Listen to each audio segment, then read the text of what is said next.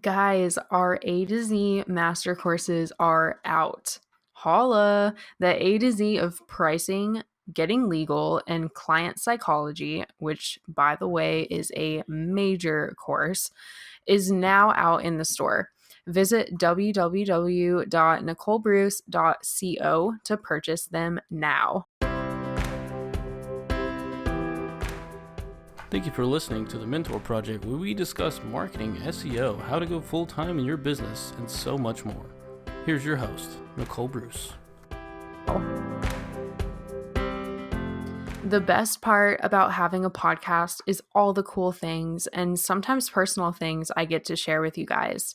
I have a list that's incredibly long that I keep when it comes to crank out some new content, but honestly, I rarely use it. Among that list is a bunch of educational topics. Don't worry, it's all still coming. But the reality is, when I sit down and write a podcast episode like I did as I'm reading what I wrote here, it doesn't come from a list. Sure, that list has tons of great ideas, information, and like I said, those are all still coming. But when I sit down and when I write, it's not only to educate you through sometimes really dreadfully boring topics that I attempt to make exciting, but to also share stories. I try to share stories about success, but I think stories of failure and vulnerability are just as important. Now, before we start this episode, I want to forewarn you a little bit.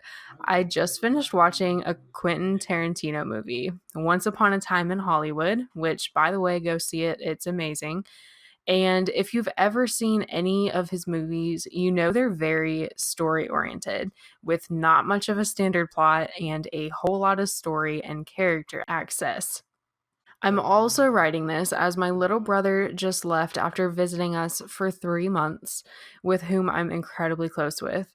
And a new topic was opened last night on my childhood while exploring negative experiences related and emotions that came with that therapeutic talk. I'm sure once you hear this episode, this will not be the case, as this was a rather rare occurrence. But the night before the actual writing of this episode, I was sitting in a pretty depressed state, in tears and not feeling very confident in anything.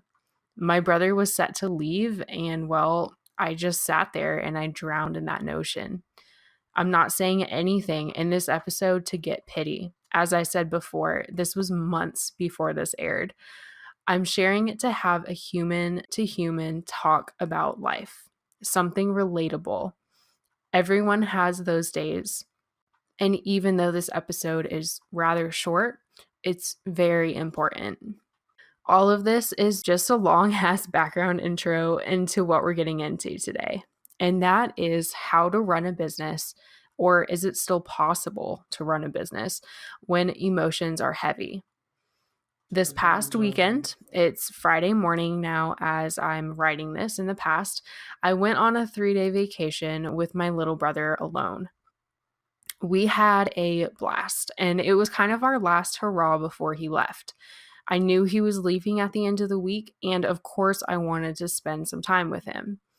I returned home after with him still with us at our home and returned on a Tuesday, meaning we still had 2 days left of work that week with our company. Wednesday and Thursday were days I wasted away, lost in thought until my husband asked me at 2 p.m., "Are we going to work today?" My emotions and stresses were so high, I just simply hadn't brought it up, and honestly, I kind of hope he forgotten. Obviously, it isn't like someone close to me died, but emotions are emotions, and when you're feeling distraught, it's nothing small.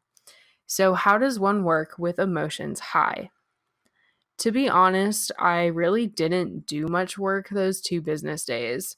I kind of put my husband on the shift and let him practice for next year when he'll have a private branch of the company anyways. Well, that was my excuse. Luckily, in my situation, I was allowed those 2 days off to kind of reset my mind and prepare for my brother to leave. Had my husband not been there, I would have had to work. So, how can we get through emotional stoppages in our work? because we don't have someone that we can just pull in and cover for us, most likely. When I used to work as a crisis counselor, I helped those I talked with put together a plan. This ranged from a plan for those who got into depression spouts, for those who had breakups, or for those who had suicidal thoughts. In the plans, we'd come up with a plan of action. So I want you to ask yourself, when you're overwhelmed with emotion, what works to take you out of the bout? What is something that always brings you happiness? As cheesy as it sounds, when I have my husband by my side with his hug to give, I feel a lot better pretty quickly. I also, though I have depression spouts when related to family issues, don't enjoy being depressed and am a motivated person in general.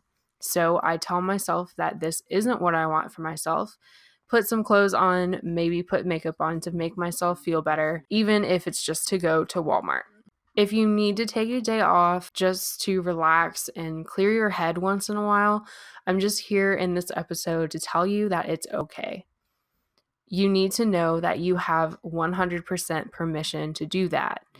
Put an out of office notice on and just do it. Don't have your phone on you.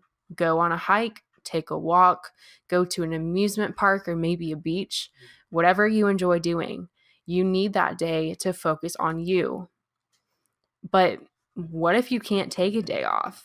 Well, the best you can do is utilize your free time and again, focus on you.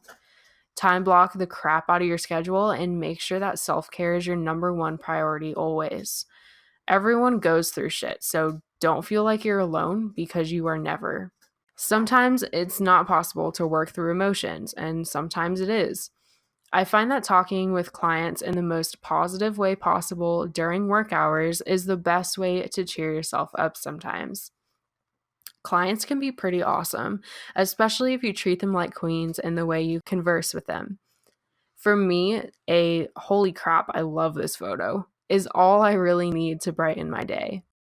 The same thing with networking and vendor collaborations. Reaching out to people to be on my podcast, to be replied with utter excitement, immediately lifts my mood. Either way, I want you to write down 5 things you can do to make yourself feel better on your days off. And I want you to write down 5 things you can do when you have to work anyways. Time block those babies in there and get that self-care in. I can't express enough the importance of self-care and self-love through emotional events. You need to know that your business comes second. Really and truly, it does. You are first always in the end game. If you're not here, your business isn't here. So we need you to be healthy and happy first. I'll say this one more time.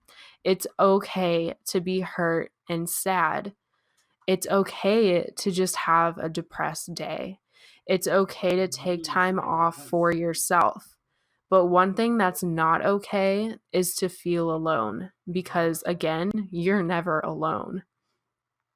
I want to take this moment to tell anyone listening that I am here 150% of the time if you need someone to talk to via my email, on my website contact form, or in my Facebook group. The crisis counseling job I used to do, it was actually volunteer, but we were trained pretty extensively, was through a company called Crisis Text Line. This is not a paid plug. This is to help you if you need help ever or just someone to talk to. Seriously, it's not just a suicide line. I talked people through breakups.